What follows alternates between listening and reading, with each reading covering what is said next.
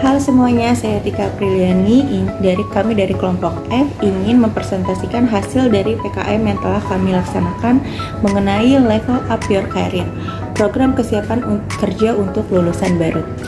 Program ini bertujuan untuk membantu siswa memahami apa itu soft skill, serta meningkatkan kesiapan mental menghadapi dunia kerja khususnya di negara Jepang, serta memberikan arahan attitude kerja yang profesional dan mengajarkan pembuatan CV dan email lamaran yang baik dan benar.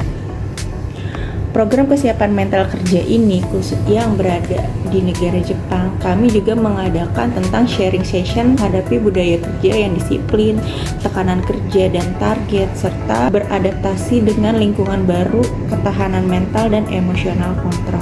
Selanjutnya, communication skill. Terdapat 3 poin penting mengapa communication skill itu perlu. Yang pertama, mencegah miskomunikasi. Yang kedua, membangun hubungan kerja internasional. Yang ketiga, menunjukkan profesionalitas dan adaptasi. Kemudian komponen utamanya ada 4. Yang pertama, secara verbal, bahasa jelas, sederhana, tidak berbelit-belit. Yang kedua, secara non-verbal, seperti kontak mata, sikap yang terbuka, ekspresi yang positif. Kemudian yang ketiga dari bagaimana kita mendengarkan atau listening, seperti tidak memotong pembicaraan, mengonfirmasi ulang atas informasi yang kita dapatkan. Dan yang terakhir itu adalah cross-cultural. Cross-cultural ini memahami gaya komunikasi tiap budaya yang pastinya berbeda-beda. Yang ketiga adalah sikap profesional. Apa saja sikap profesional itu? Yang pertama, email, rapi, dan sopan. Yang kedua, tepat waktu saat meeting.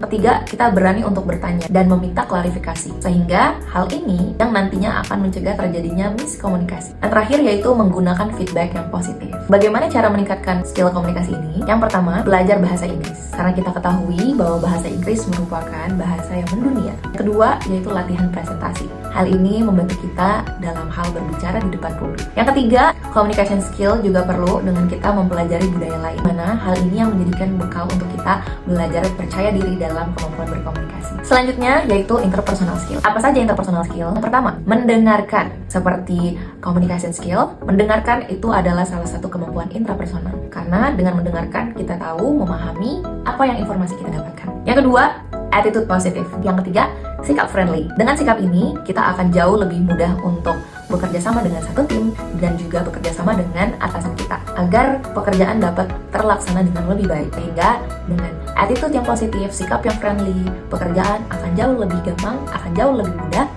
untuk dikerjakan dan diselesaikan bersama. Yang keempat, empati dan humor. Selain sikap yang friendly, empati juga dibutuhkan. Dengan empati, kita dapat memahami orang lain. Sehingga hal ini yang memudahkan kita untuk bekerja sama dalam satu tim.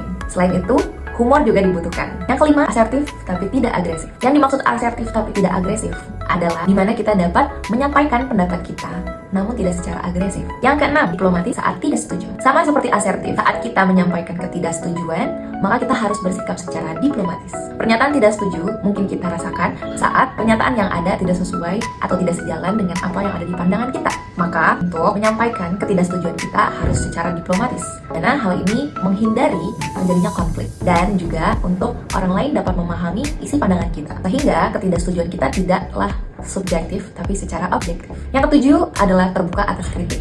Kritik dibutuhkan untuk membuat kita menjadi lebih maju. Karena dengan kritik, kita dapat memperbaiki apa yang mungkin kita tidak bisa lihat dengan mata dan kepala kita, tapi orang lain dapat merasakan. Sehingga hal ini yang mampu membantu membangun diri kita menjadi lebih baik.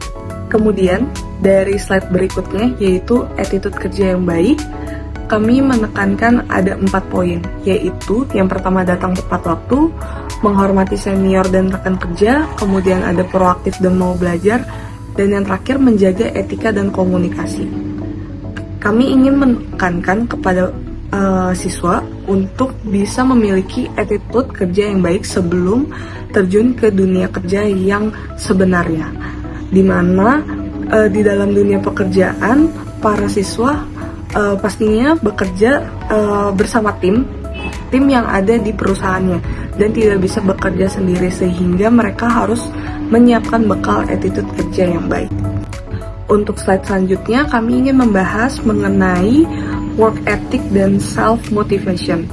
Di sini kami memberikan 3 poin, yaitu bertanggung jawab, kemudian ada inisiatif, dan yang terakhir dari kehadiran, time management dan deadline. Di sini kami ingin menginformasikan serta memberikan pembekalan terhadap para siswa untuk bisa memiliki tanggung jawab serta inisiatif yang tinggi, di mana mereka harus bisa membaca situasi dan bisa menolong rekan kerja selama di perusahaan di tempat mereka bekerja. Dan yang terakhir, kami ingin membahas mengenai kehadiran. Kehadiran ini berupa dengan time management dan juga deadline.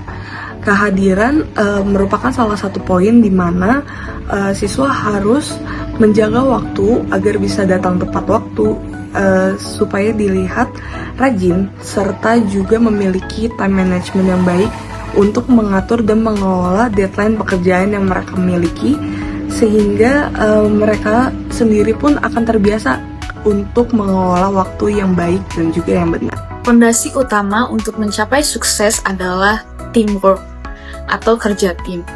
Kerja tim sendiri adalah upaya kolaboratif di mana setiap anggota harus mampu berkoordinasi, berkomunikasi, dan bertanggung jawab atas tugasnya. Pentingnya kerja tim terletak pada kemampuannya membuat pekerjaan menjadi lebih efektif dan juga produktif.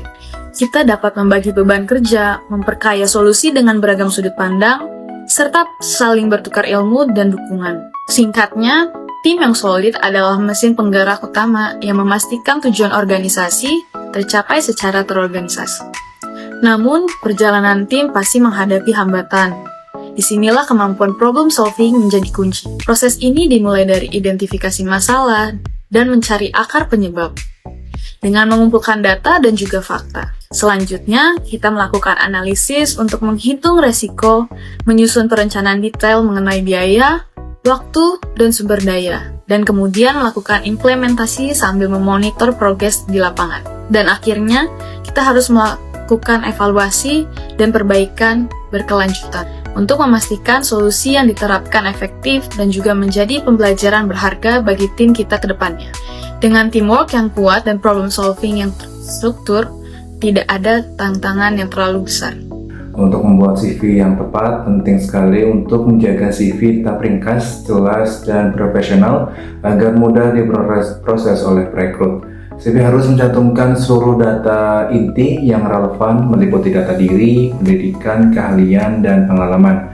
Sebagai fondasi untuk menilai kualifikasi pelamar, selain konten, pastikan CV menggunakan foto dan bahasa yang sopan untuk menunjukkan profesionalisme. Yang terakhir, ketelitian adalah kunci mutlak. Pastikan tidak ada typo, karena kesalahan penulisan dapat mencerminkan kurangnya perhatian terhadap detail. Kemudian untuk penulisan CV yang benar dan salah, terdapat prinsip dasar penulisan dan pemilihan format yang tepat. Pertama, secara prinsip CV haruslah ringkas, jelas, dan profesional untuk menghindari informasi yang tidak relevan agar mudah dipindai oleh perekrut. Pelamar wajib mencantumkan seluruh data inti yang krusial, yaitu data diri, riwayat pendidikan, keahlian, dan pengalaman kerja.